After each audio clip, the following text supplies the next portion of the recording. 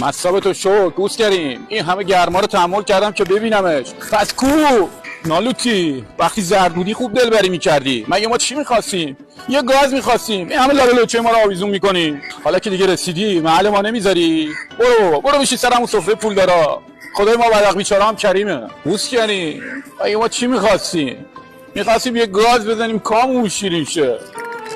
خیلی سوپیال های مانگی میدی خدا زیادت کنه از سرمون بردین نادی بخورسی سی دوربین بکن عوضشون بگو رتب میخوام خود خلاص کن بیا بخور تا صبح هم گازش بگیر جان همینو میخواستم به مولا نوکرتم چرک زیر بغلتم میخواد چرک زیر بغل ما باشه تو فقط اینجا تو کار راحت بکش برو که سرمون بردی همین